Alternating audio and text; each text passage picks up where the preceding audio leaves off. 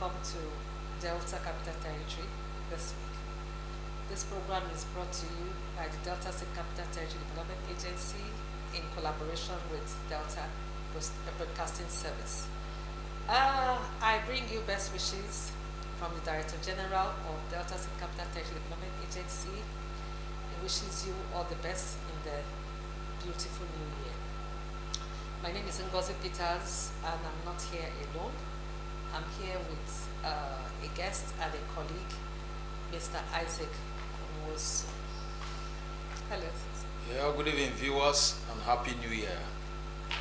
Okay, so tonight we're here to sensitize the general public living within the Capital Territory and environs on some of the things that will be happening this year, as we would not like to take people unawares. So the head of environment is here to give us some information on what to expect in this new year. So,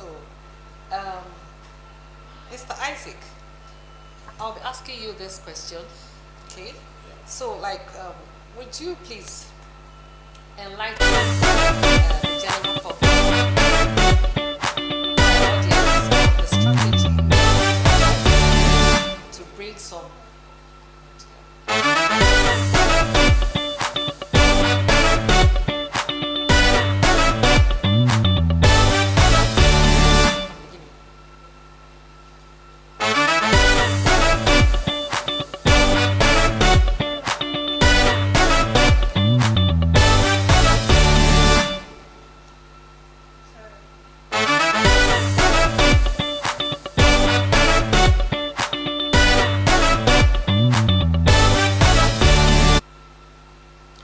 sorry for that break in transmission. My name is Ngozi Peters.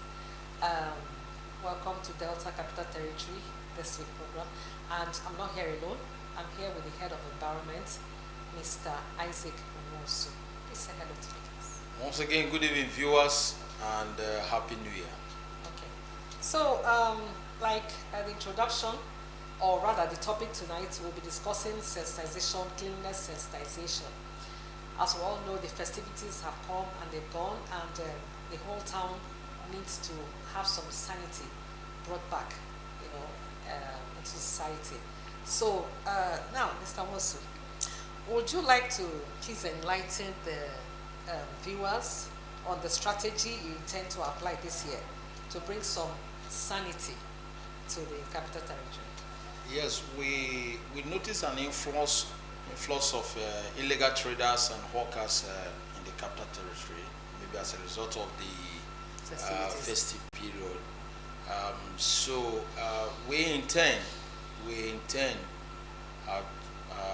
which is part of what we are doing now, we are asking all those illegal traders and hawkers that have occupied our major junctions and roads to leave the road, go to places that are designated for trading, because that's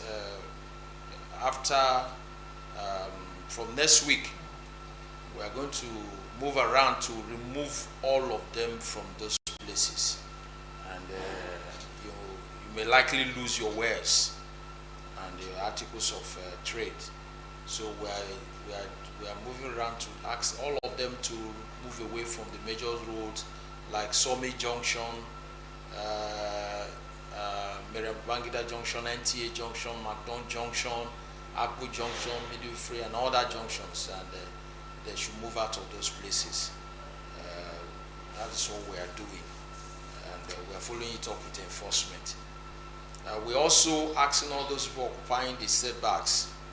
We see them, so many legal structures are just springing up in the setbacks of our major roads.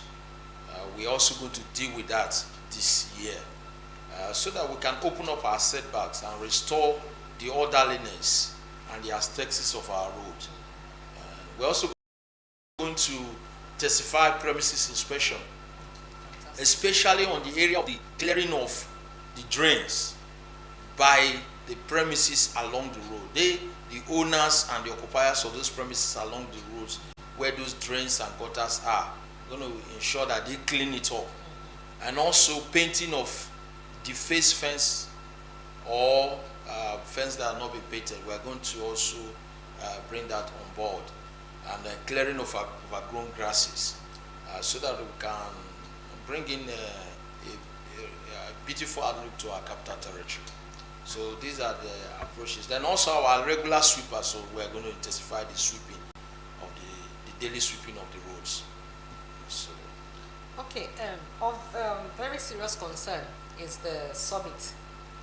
That summit junction by Rain Oil. yes. You know, it has turned to a market in recent times. So how do you intend to tackle that, Ines? Yes, we've observed that. First of all, as I'm speaking to you, there is a team there on ground, which if after this program I will join them. We're trying to identify a safe location where we can move these people down to do their business safe, in a safe way. That is one thing we want to do. And Sorry, because these people don't seem to understand that it's for their own, in their best interest. I understand a child was knocked down and I think killed. Yes, because this is just very close to the express road, and in the express road you see vehicles are moving on a very high speed, and you are telling and them anything can happen. you're telling That them to leave that access. yes, they don't want to. anything can happen, and they will decide to swap and all that. And you see this with trading just very close to the express road, encroaching there. So it's an unsafe place. Apart from the nuisance they create there, they mess up the whole place, the beautiful structures, the medians, Nobody and all that sees thing. They mess up the whole place. So, and it's also not safe for them.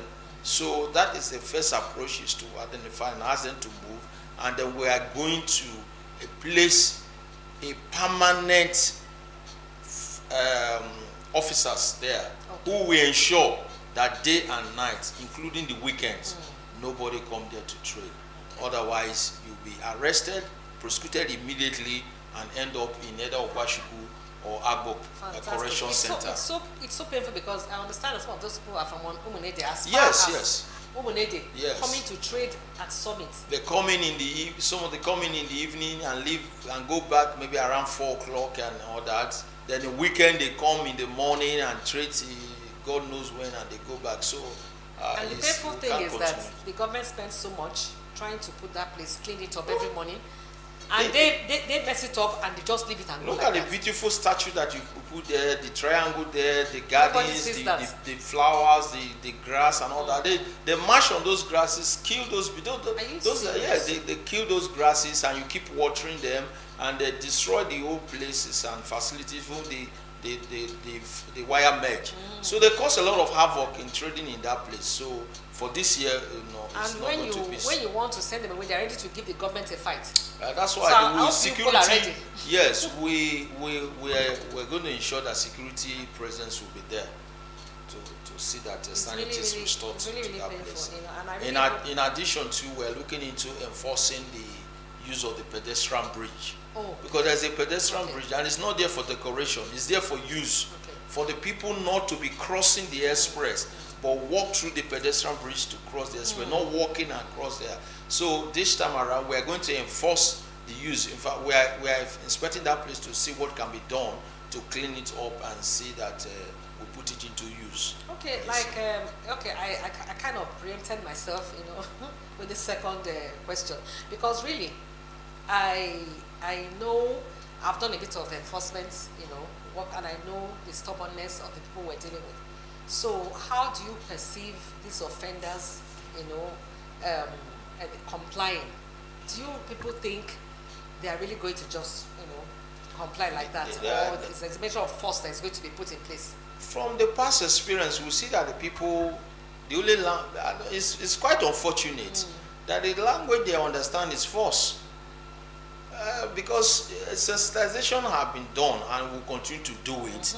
But there's nobody in Asaba that does not know that it is illegal. It's an offense to trade on the road or on the setback without outside the shops or places provided for that. There's nobody that does not know that it's an offense to dump your waste indiscriminately on the road or on the drain.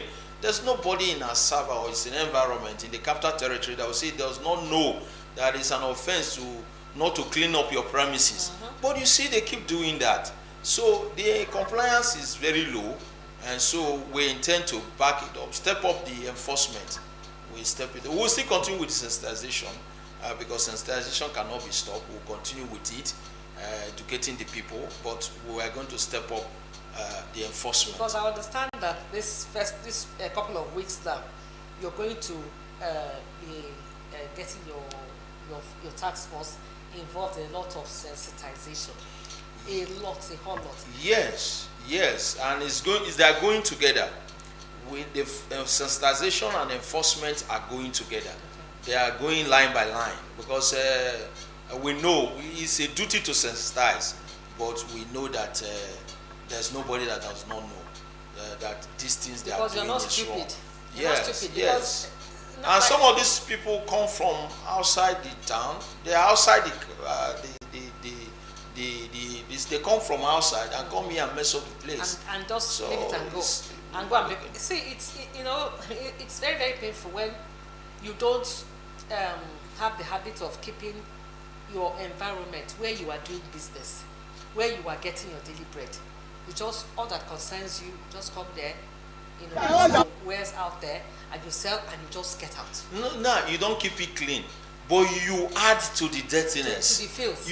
You will not provide. You will not provide waste bin for your refuse. There is no business or premises, whether business premises, commercial premises, or private premises, that does not generate waste. Now you will not provide a waste bin to contain this waste very well. You will not register with PSP to come regularly to pick this waste. Even when they come, you do not encourage them by paying regularly, and you will now also dump them back into the environment, into the drain. You see all the gutters there.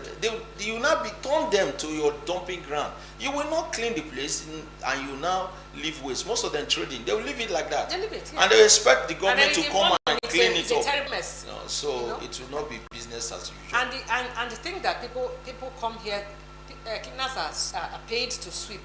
You understand? You give them massive work. Your waste is so much that it's just sweep the sand off the road. They are now battling to sweep your waste that you have generated. It's so and it's so annoying, especially on DBS Road, where you have all those nightclubs. It's so painful that they mess up the whole place. After people have swept, you mess it up, and you have done a whole lot of business, and you've made so much money. You don't even make provision to clean up after yourself. So this year, my next question: how do you intend to discipline these offenders? Because really, an iron hand has to be, used on these people that feel they can eat their cake and have it. Because you can't make so much money doing business and then you mess up the whole place and you just up and go. Then the next night you are back there. Yes, because the policy of our Director General is that due process should be followed even in the enforcement. What is the due process? For those who are trading on illegal places, this is part of this notice we are giving to you. And once we get you, we are taking you straight to the mobile court. And from there, it's either you pay your fine or you serve some non-custodial sentence where you are made to go and cut some grasses or do some cleanup on some areas, or you end up in Ogwashiku or Agbo prison, as the case may be, where we have facility for female. That is there. Then for those, the premises, we will serve you notice, giving you 3 days to obey those news and clean up your drain, clear your overgrown grasses, paint your fence, and all of them. And we will come back, and when you fail, we will serve you a summon to the court. And when you fail to comply with the court, we will apply to seal up your premises until the nuisance is abated and the fine is paid. And the end of it will also be in any of these correctional centers. For those illegal structures, we will apply for government to go and remove them, then the owners will bear the consequence. They will take up the cost of the illegal structures are springing up so fast all over the place. Yeah. I hope people are there's so much, because one thing about our people, until they see these things, government going to action, you just feel that government just all about talk, no action. Until they see this action, taking place. I don't think. Yes, last year we had a number of cases we took to court. I have a lot of that, but this year we're going to intensify it. We are planning that the court sitting will be very, very regular. Mind you, we were given approval for 5 courts, okay. 5 mobile courts. Yes. One in Asaba, one in Okpanam, one in Uboru, one in Ibuzo, and one in Okwe. We're going to activate all of them to make sure that the capital territory is adequately covered, and the frequency of sitting is going to be regular, so that even while people, the day the court will sit, which is going to be regular, there will be patrol teams in the town. Okay, very good. That will be going around patrolling the town, arresting these people in the that are constituting this nuisance, either by illegal trading or hawking or illegal structures. So they will apprehend them and bring them to court. So we are going to step up enforcement using the mobile court. Okay, that would really be nice. But besides the mobile court now, the demolition of dismantling of these illegal structures, by the time you dismantle a few, the rest will know that, okay. But first of all, I think they will have to know that these things need to go. Yes. So that you can dismantle by yourself to yes. save you. Yes, because we will not only, when we come in, we will not only dismantle, we are going to arrest you and you are going to pay for the cost. So it's not like then when government just go to the street, remove all the illegal structures and evacuate them and all that. We are going to make sure that those owners of illegal structures are apprehended. So they will pay for the cost of the demolition. So it's not just evacuation. To just demolish and then just so no. So they're going to also have to pay something. They will lose. And it's making government to leave what they are doing to come and do that demolition, because it's not for free now. No. Government is spending money. Those bulldozers or whatever will be hired. Of course. Okay. That's and good. Fuel. Fantastic. That's a good one. So now, how do you intend to get the public involved in this sensation? Because the government alone cannot do this. Yeah. Because if you have this thing all mapped out, that we're going to do this and this and this to bring about sanity, if the stakeholders, the general public is not, involved in it, you understand? Yes. You can't really achieve much. First and foremost, we have in the agency, we have a platform, stakeholders platform in the capital territory. We are going to make that platform active by involving them. We are also going to go further to identify, like we have the landlord associations, all those estates and communities that have established landlord association. We're going to identify them. Market unions or traders unions, we're going to identify them. Community leaders and associations, we're going to identify them. We're going to work with them to see that we get to the people. So, that is what we intend to engage all these stakeholders. They are very close to the people, and that is what we intend to do. So we're going to carry them along so that they will take ownership of the activity, because they are the one living in those places. They are the one living among the nuisance. And if there's a breakout of any disease, they are going to be the first line to suffer it. So we are going to make sure that they are involved both in sensitization and also in enforcement. Okay, because I know they usually have platforms. Yes.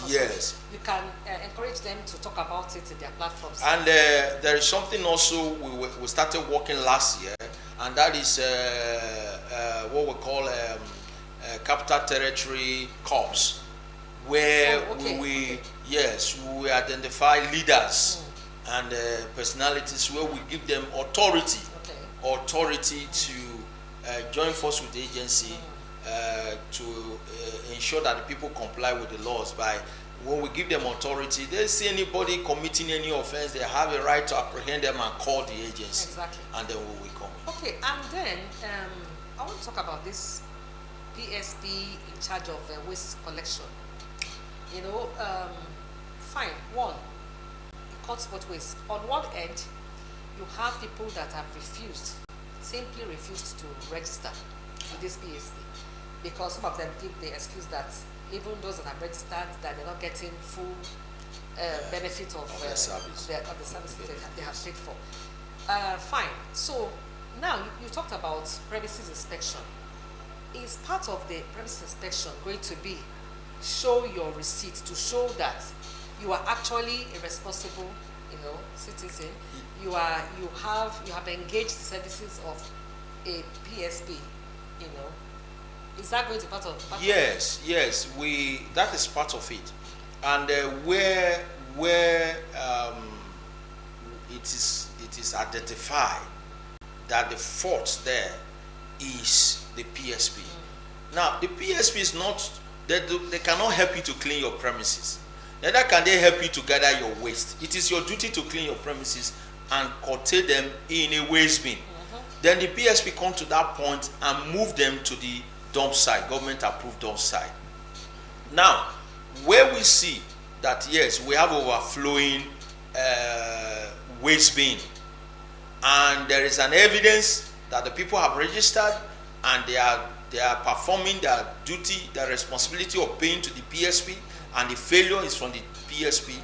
Now, we intend to liaise with Waste Management Board, who are the one that have the supervision, the direct supervision of the PSP. We intend that this year we're going to liaise with them to place some sanctions on those PSP. So it is not going to be just one-sided. It's going to be on both sides. So for you, your duty as a owner or occupier of a premises is to make sure you have provided your waste bin, make sure you have cleaned your premises, and all your refuse are contained in the waste bin, and you have registered. You show us the evidence you have registered, and you are paying for the PSP. That is by your receipt. And we now see that the PSP has not been coming, because at least for not more than 2 weeks, they should be coming. Every other week, they should be coming to move the waste, if not every week, once every week. So once that is identified, we are going to liaise with Waste Management Board to place a sanction on that PSP. Okay, besides the Waste Management Board placing a sanction on the PSP, is it possible to also drag them to the mobile court? Yes, that when we talk about the sanctions, you see, that comes into play. We're going to work that out, because, it's just like where we are bringing the Waste Management Board, they are the one that have the direct supervision of them. So there is, we cannot bypass them. We are all government agency. We cannot bypass them to deal with these people. So when we're liaising with them, is we're going to now agree. There are laws we can exploit to sanction them, and that dragging them to the court. But we are going to make sure we have that interface with Waste Management Board. So they are not going to go scot-free. We're not going to face only the people. Just show us your evidence that you are doing the right thing, and the fault is from the PSP. So if for those that don't have the receipts to show, that means automatically they are not engaging any PSP. What is the sanction for them? No, it's the same thing. If we come to your premises, you say you are registered with PSP, you are paying, even though you have the receipt and your environment is dirty. And then you have at fault. You have committed an offense. So it's not just show us your receipt and we go. First, is your premises clean? Is everything in order? Is your waste in your waste bin? Once we come to that point, that is where we will now come. Okay, your waste is here. How are you evacuating it? You not show us your receipt that you registered and it's current, it's up to date. Then that is where the PSP now come in, whether they are at fault or not in taking it up. So it's not just you call, people will come and you just show us, flash us. First of all, we must ensure that that your premises are clean. My question still. Yes. Because I know so many people that have vowed they will not engage the PSP. So if you are in your area that the PSP are not functioning, do well to report to us and also to Waste Management Board. We have received several reports. We send them to Waste Management Board and they call them to order. We also go to the field and we identify the PSP there, and I will bring some of these things to their attention, and they act appropriately do the right thing. So what we are saying is that yes, government cannot know everything that is happening. If in your area you have this issue that the PSP are not servicing you very well as they're supposed to be, bring it to the notice of the government. Okay. Inform us and also Waste Management Board. And all right. So now, because there's lots, this cleanliness sensitization thing is a whole lot. The PSP have some problems. Like there are some rascals among them, which you have already addressed right now that they're going to be brought to book.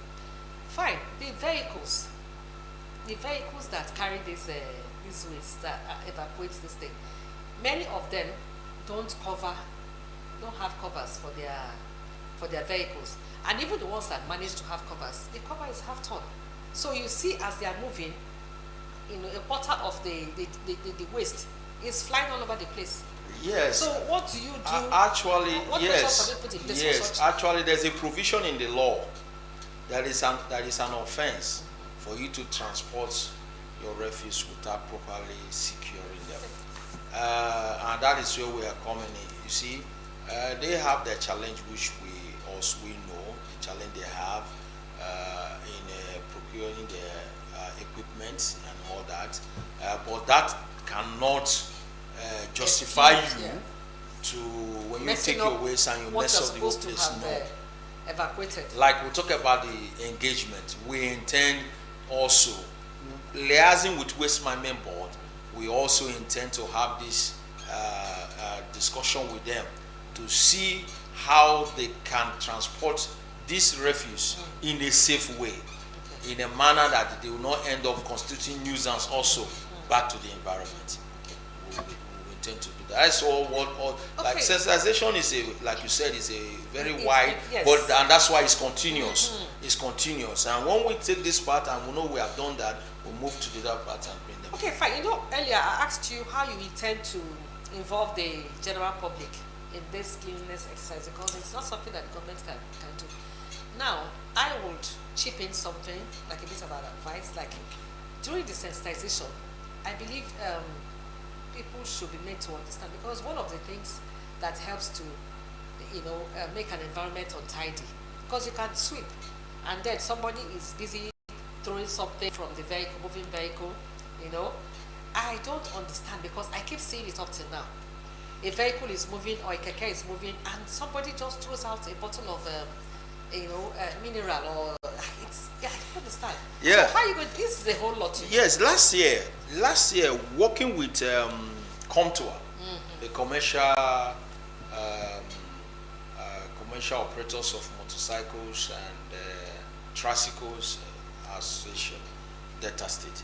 We did that. We were going from park to park, apart from getting them to a safe place where they can operate, not on the major road. We also sensitize them on providing waste bin in their tricycles or keke, popularly known as keke. We also sensitize them, the passengers there. We continue that discussion. Yes, it's very, very key, because and we are going to the meeting we had today. We are going to step up with enforcement. We are going to ensure very that serious, massive. yes, because if you go to Onitsha, nobody needs to tell you. You cannot even try it. Pure water to drink it and then throw it out. You can't. I don't know how they were able to achieve that. So I believe, okay, fine. Theirs is quite ruthless, because I understand they beat you. The task force will give you a massive beating. You understand? Even almost maiming the person, the offender.